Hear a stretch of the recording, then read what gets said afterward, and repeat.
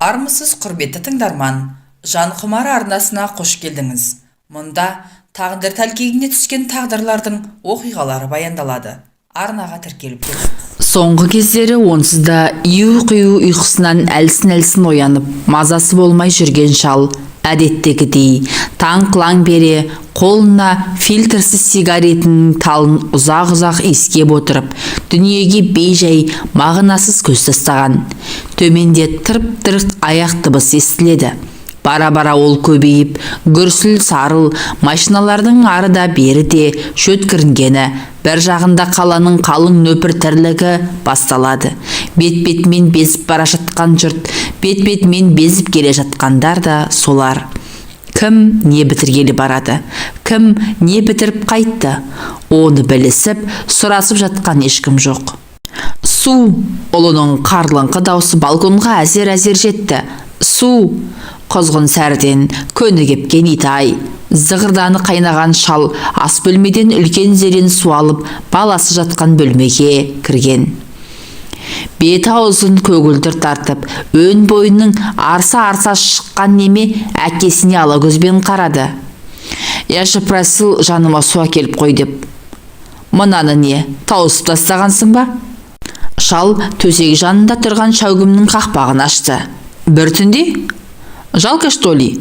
Баласы зерендегі суды қылқ-қылқ жұтып алды. «Как там насчет выпивки?» «Бір-екі ұрттам ғана. Давай сюда». Баласы жарты стакан самогонды қолы дірілдеп, қақалып шашалып зұрғашты. «Ят, что ли?» деді сосын біраз тұншығып отырып. Шал жауап қатпай шығып кетті. Азылдатып шай қойған. Қанша жылдардан бері осы. Өз шайын өзі қояды, өзі ішеді. Ет соған әбден үйреніп алғаны соншалық, баласы үйге қайтып келгелі бөлмелері тарылып, дыбысы ұлғайып, мұның тынысы тарылып кеткен сияқтанады. Жанына жайсыз, өзінен басқаның бұған керегі жоқ, өзіне өзі ғана керек. Басқаны қайтеді, баласының қайтып келген қырсығын көрмейсің бе? Итай, өзінен туды дегенмен, бала кезінен жат болып қалғанда бауырың езіле қоймайды екен. Өзгеден көріп жүрген әкелік мейірімін өзіне қанша іздесе де таппай қойған. Бір подъездің бір қабатында тұратын 4 отбасылы жылдар бойы қатар жасап та бірін-бірі біле бермейтіні әркім өзіне ғана керек. Еш қайсысы да осы көршілердің жағдайлары қалай өзі деспейді. Өзгелер үшін тияқ серппейтін тұйық тірлік. Шал әбден көндіккен, өзіне қалайтын өмір. Мұнда ұл болған соң шүйіркелесіп отыру дейтін ұғым бөтен. Ұзақ жылдар паровоз кабинасында қиыр-шиыр кезген ғұмыры әуелде дала безер қылып жіберген. 40-тан енді асқанда қатыны өлді. Қайта үйленген жоқ, керек қылмады. Пойыздағы қызметті, қыз қырқынның қызығын місе тұтты. Ойна күл, алдында еш борыштар емессің. Осылай өткізді ол өмірін. Қала, жол, рельс. Оқта-текте ауыл еске түсетін. Сонда туады ғой ой. Өсті. Бірақ әскерден соң темір жолшылардың оқуын бітіріп, пойыз жүргізіп кетті. Өмірі рельстің үстінен шықпайтын. Анадайда аузы қисайып, әкең өліп жатса да, пойызды тоқтатуға болмайтын кәсіп ол. Осыдан кейін бұл ауылды да, ауылдағы ағайын туғанды да баяғыда ұмытқан. Олардың да мұны тарс естерінен шығарғаны күмәнсіз.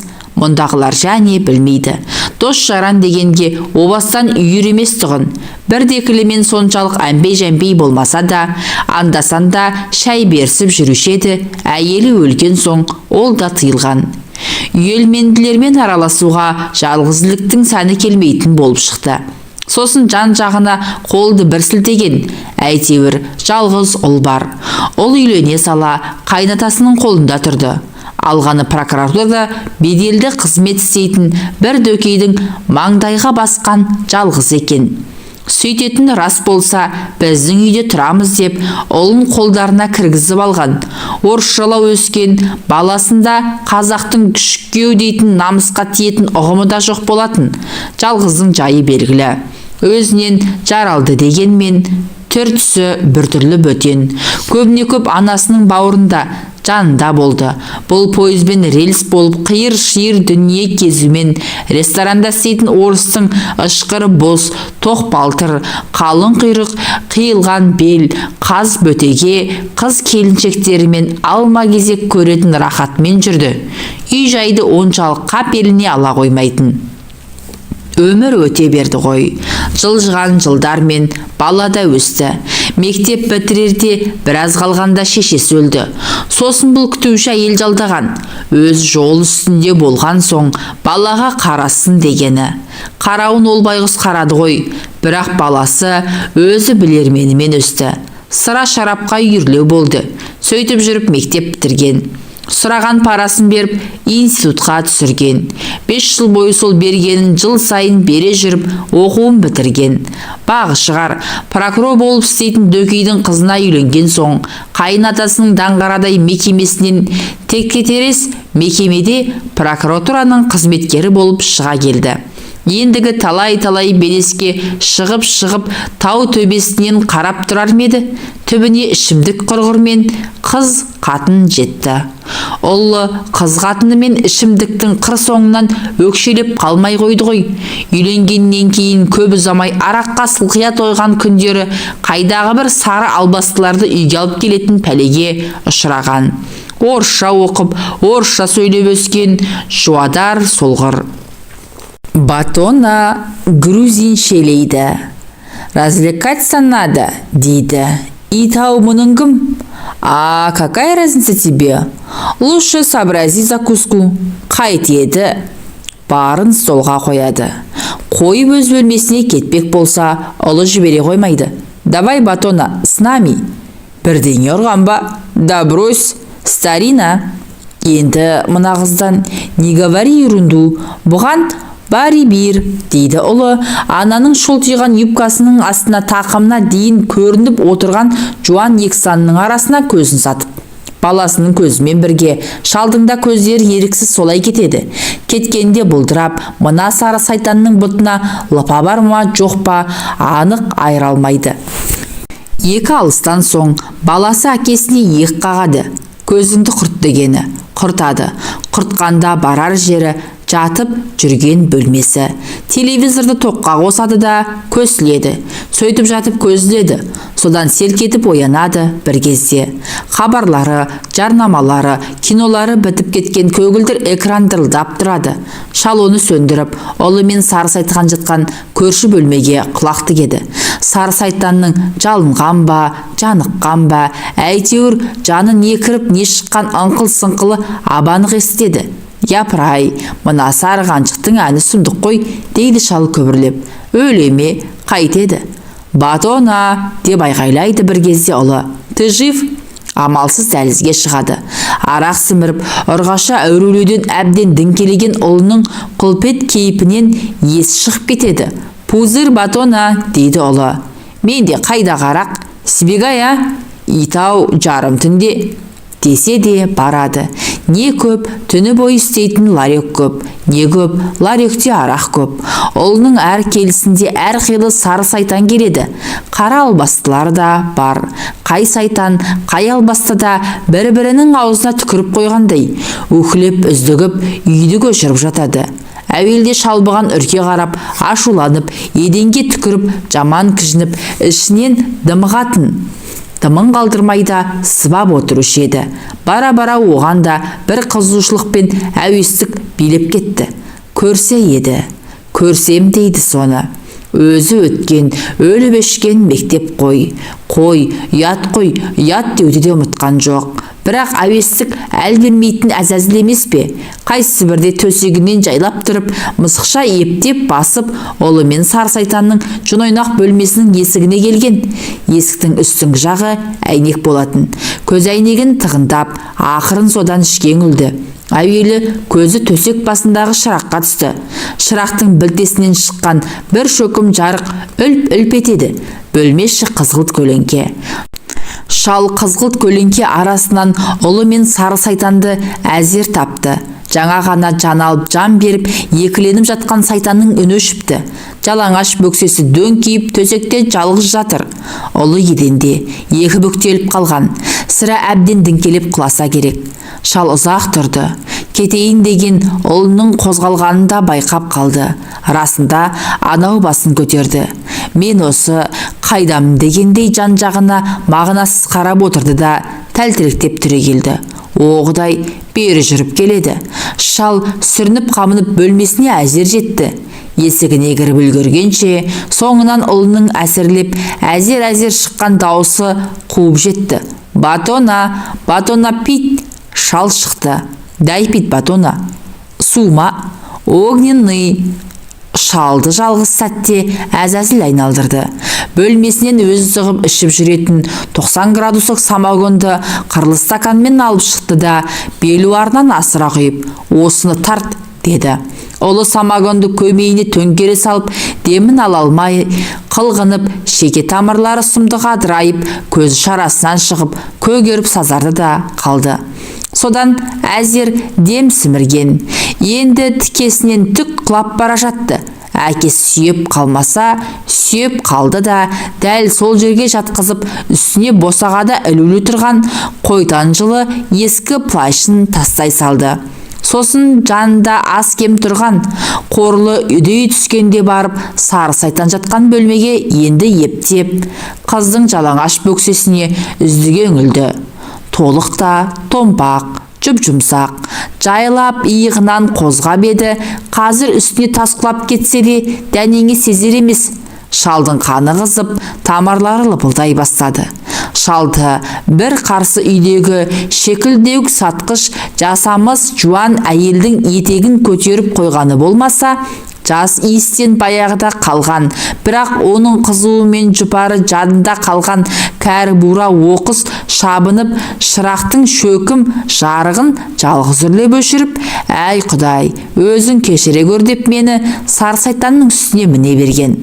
Жастанның құдірет қуат бергені бар ма?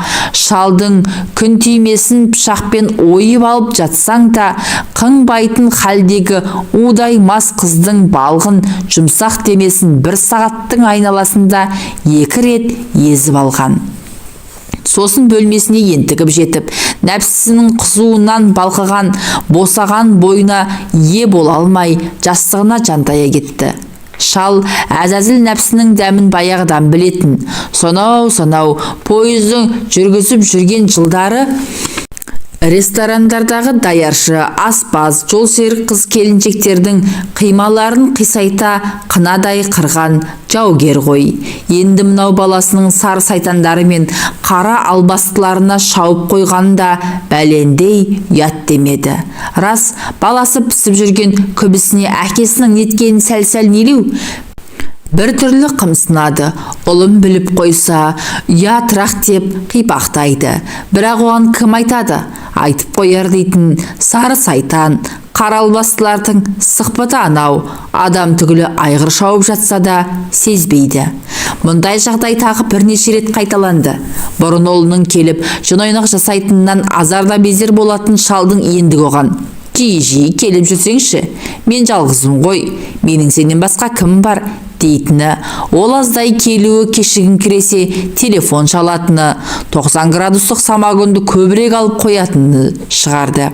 Көршідегі шекілдеу сатқыш жасамыш жуан әйелдің кір халаты жер сызып, ескі тапочкасын тыпырлатып, шалау күйле бөлем бе деп баяғысынша күлмен қағып келіп еді. Сен айналайын, ектегеніңді ендігәрі қоймаған деп айдап шыққан. Оғың мүлде таусылған ғой, деді ана байбақ. Байғұс-ау, біз қазір қана-қанат кәрі құстарды емес, сары қауырсын сандуғаштарды дәлдейміз деген бұл. Далбасаңа сейін, ит қақпас деп кетті ол.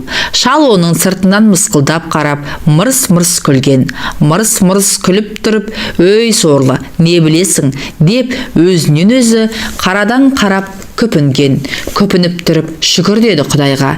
Неге шүкірлік етіп тұрмын деп те ойлаған. Сосын ойлағанда көз алдында да көкейінде де удаймас сары сайтан қара албастылардың дөңкейген жұмсақ бөкселері, соларды қалай уыстап, қалай мықтындағаны, дүрдеген емшектерін сорпылдата сорғаны, ертесіне қайтуға жиналып жатып, әлдігілердің құйрықтары мен омырауларын сипалай беретіндері көз алдына келіп, қуық астындағысы жыбырлап, қолыңдап қалатын. Жалғызлық жылдары мұның көңілін көтеретін самогон болды. Содан ептеп ішіп жүреді, көп емес, ептеп. Барнауылдан қайсы бір жылы қоныс аударып келген Архамев дейтін орыс шалы бар. Самогонды сол пәледен алады. Градусы 90. Арақтың жанында бұл адам деп қояды әлгі Архамев. Әй, адамың не? Дейді шал, бұрын естімеген теңеуге таң қалып. Таза дегенім ғой. Шал қитыңдады. Адам таза ма? Черт знает. Онда неге? Самогон действительно арақтан таза. Менікін айтып отырмын. Таза, бірақ естественно адал жолдан тайдырады. Онда неге жасап сатасың? Оны үкіметтен сұра. Жасап сатуды содан үйрендік. Өзі де ақылы толмай келе жатқан адамды арақпен азғындатып жатқан әуелі уақыт. Мұныңды естіп қоймай ма? Сен айтпасаң қайдан естиді? Бірақ сен тісінен шығармайсың ғой. Неге? Самогон сатпай қоямын. Екеуі қосарлана күледі. Жайраңдасып отырып, самогоннан тартып алады. Удаймас сары сайтан қаралбастының қатты емшек қалың құйрықтарына дәнігіп алғаннан кейін көңілі құтыңдап тұратын шал енді Архамевті қажайды. Орысау, ойнасың бар ма? Болмаса осындағы бір шекелеу сатқыш қатынмен таныстырайын. Бір жәшік самогон бересің, дейді. Побойся Бога, деп анау азарда безер болады. Уходи, дьявол. Шал кез келген қызықтың кез келген сәтте көрген түстей сағымдай болатынын білмейтін. Арақ пен қыз соңына шамалып түскен ұлының жалғыз күнде төбесінен жай түсті. Қызметінен айырылып, қайынатасы мен әйелі көр жерін арқалатып үйінен айдап шықты.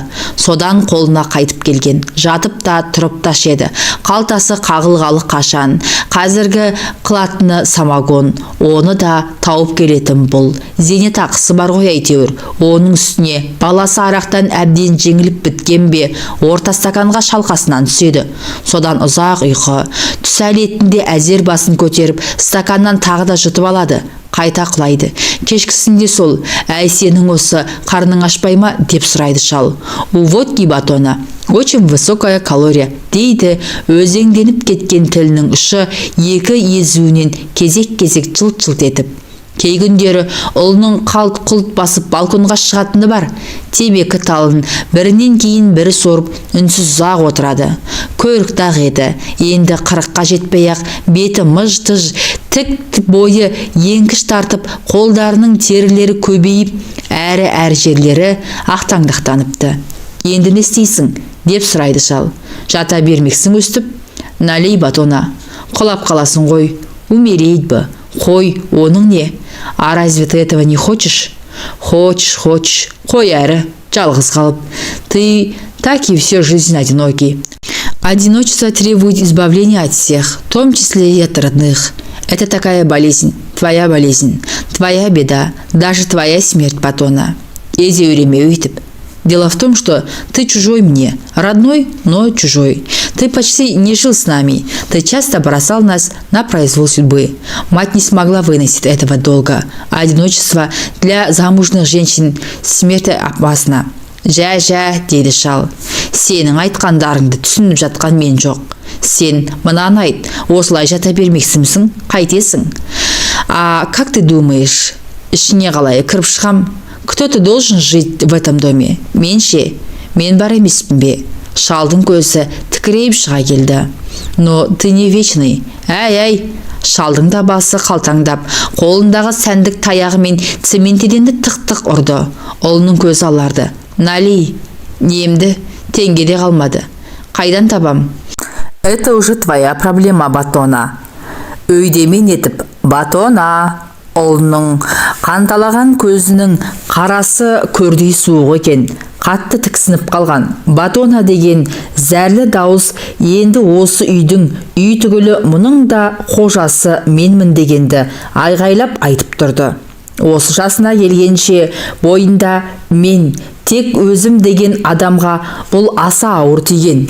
Ашу, ыза, дәрменсіздік, лағнет, өкпе, өлердей жек көру бәрі көзі, көмейі, қолқасына түгел кептеліп, шерменде көңілі зеңбірек атсын келіп. Осынау азаптар енді жатса тұрса соңынан қалмай, күндіз күрсінтіп, түнде күңірететін болған. Мынау 3 бөлмелі үй, тола жиһаздар, тіпті аяқ табақтарға дейін енді өзінікі болмайтынына өкінетін де мінез шығарды. Ол ұлынан бәрін, тіпті өмірді де қызғанатын секілденді. Өзінен өзі қорқа бастаған. Нелер сұмдық ойлардың шырмауында қалды. Соның ішінде ұлынан құтылу ойында пайда болған, осыны ойына алудың өзіне сұмдық үрей еді. Ұлы шалға маза беруді қойған, еңсесін шанда бір көтеретін кездерінде көр жерді көйтіп қанын ішеді. Шешесінің жасына жетпей өлгеніне де, мұның ішімдікке мектепте жүріп-ақ үйір болғанына да, келіннің осы үйге келіп тұрмағанына да осы кінәлі екен. Тіпті сары сайтан қара албастыларды алып келгенде, мұныңды қой демегені үшінде кінәлі болып шықты. Бәрінен бұрын самогонға шапқылатып қойғанын қайтесің. Әкел дейді, тап дейді, қай уақыт түн бе, күн бе, таң, азаң ба, есеп емес. Бар да әкел. Ахромевке әбден қарызданды. Бірде бұл дауыс шығарып көрсе, ұлы дәл төс сүйегінің шеміршегінен қолындағы стаканмен қаттырып жіберді. Тұра алмай тыпырлап ұзақ жатты. Кімге барып не айтады? Ағайын жоқ, дос жаран жоқ. Тырып басып келіп, үйлерінің алдындағы көлеңкеде осылардың подъездінде пойызда жол серік болып істейтін 2 жас тайлақтан ырбалаңдап отыруы көп ботқа бет, боқ қарын участковыйдан жайлап сыр тартып еді. Ол бұлай: шырағым, елде бір туыс бар еді. Так, соның жалғыз ұлы бар, маскүнем, басбұзар. Так, сол енді шалды қорлап, ұрып, өлтірем деп қорқытатын көрінеді. Так дегенде не шаруа істеуге болады соған? Заңға беру керек. Ары қарай заң тексереді. Әуелі қамап, сонан соң тексере ме немене? Жоқ, әуелі тексеріп, бәрі расталса барып қамайды. Неге керісінше емес? Сен заңға беріп қойыпсың деп, ол ит әкесін өлтіріп қойса ше?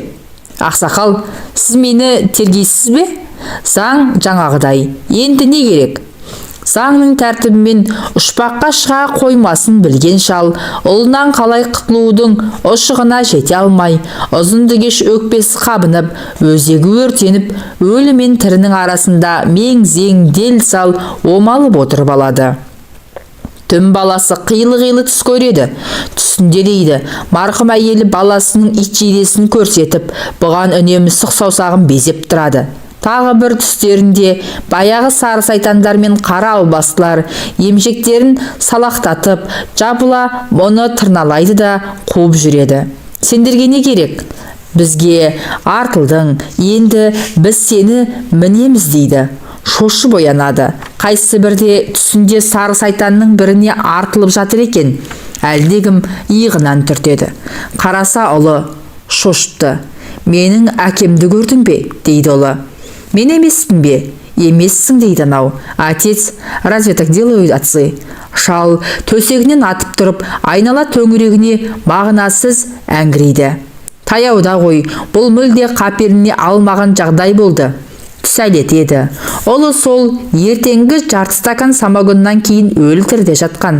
Есіктің қоңырауы безілдеп қоймаған соң барып, әуелі көзі ойықтан үңілсе, өзі бірде өкпесі өшкенде өңмен деген қаралбастының бірі тұр. Ашты. Привет, старик. Шүкір. Ерик дома? Дома болғанда тұралса, мас, наверное, да? Да пусть. Собственно говоря, я пришла к тебе, Аташка. Маған? Я саған. Нағыл деп?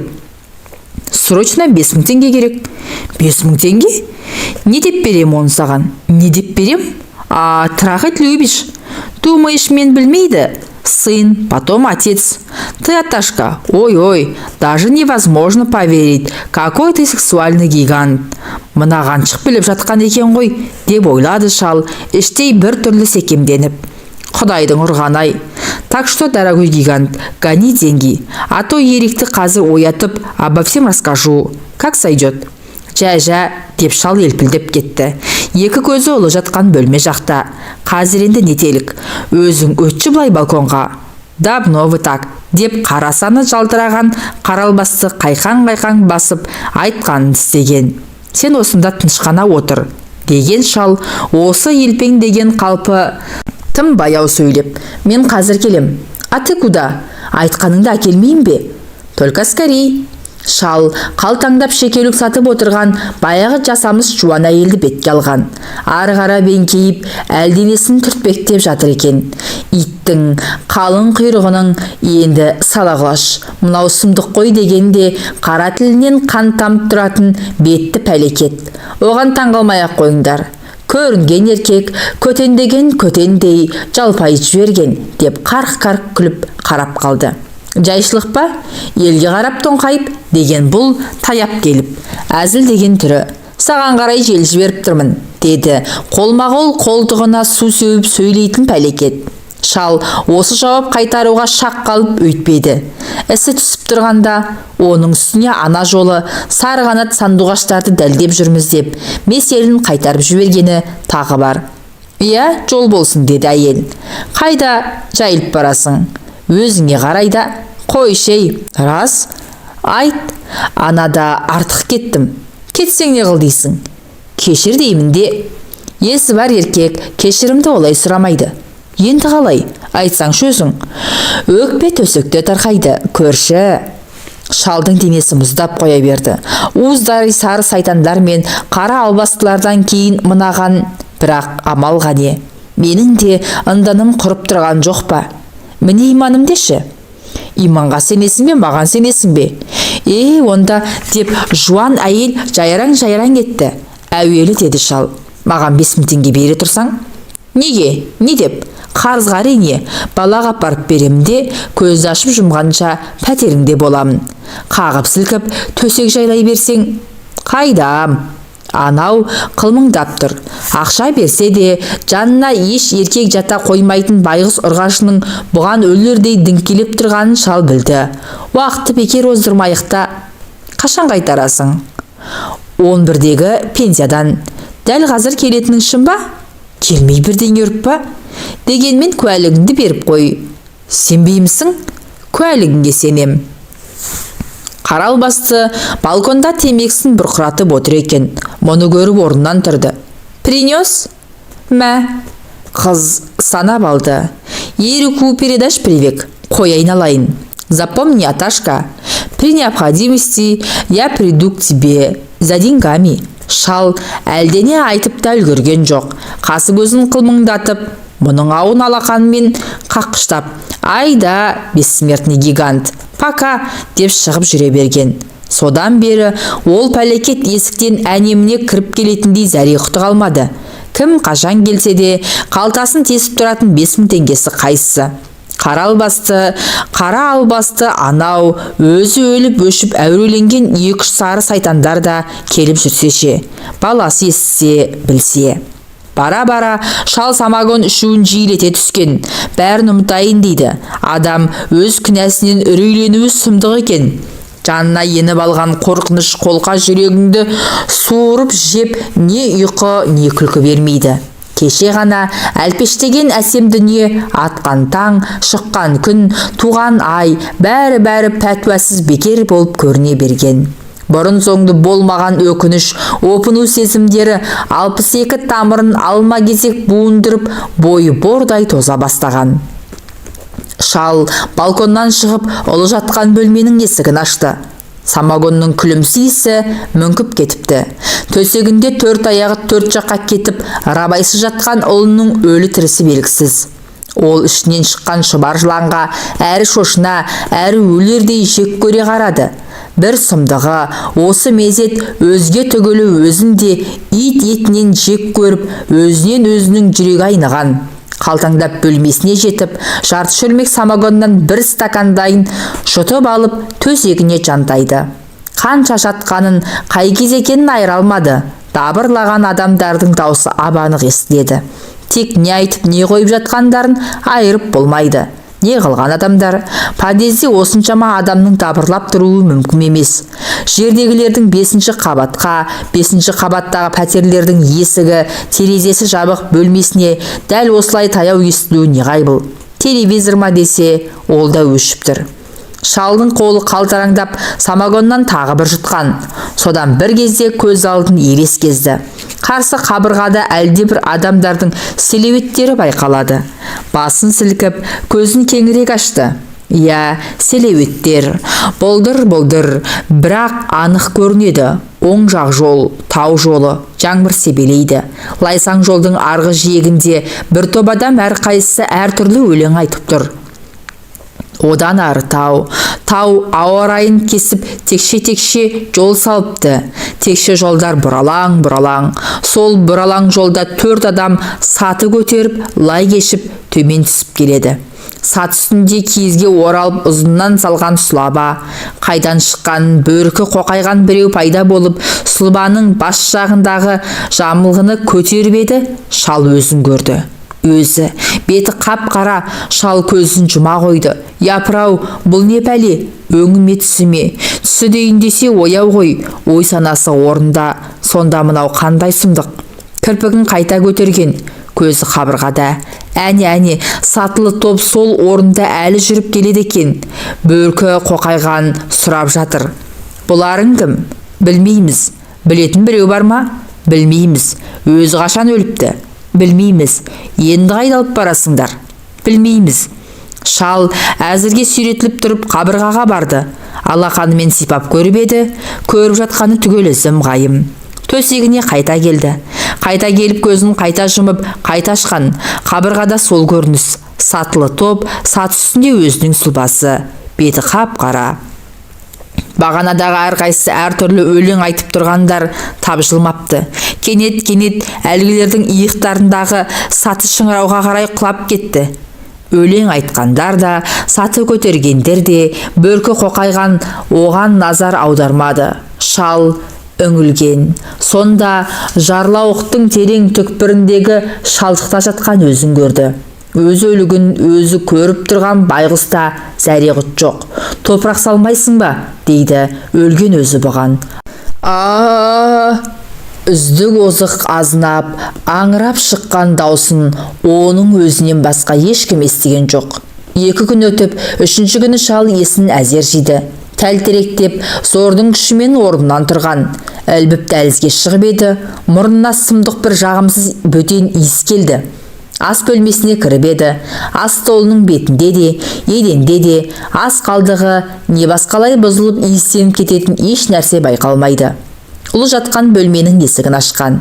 Әлгі аса жағымсыз бөтен иіс сол жақтан бұрқ етті. Баласы төсектен жерге құлап түсіпті.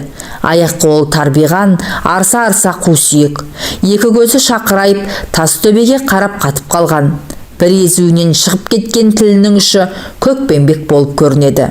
Қатты шошынып кеткен шал, әй деп шегіншектеп барып, ас бөлменің ашық қалған есігіне шүйдесімен барысын ұрып, еденге құлап түсті. Қатты зіңгіген басын зорға көтеріп, «Поезд ушел», деді күбірлеп. Баласы үйге қайта оралғалы бері, жанын жеген бойындағы опыну, өкініш, үрейден дым қалған жоқ. Несіпбек Дәутай, шал әңгімесі.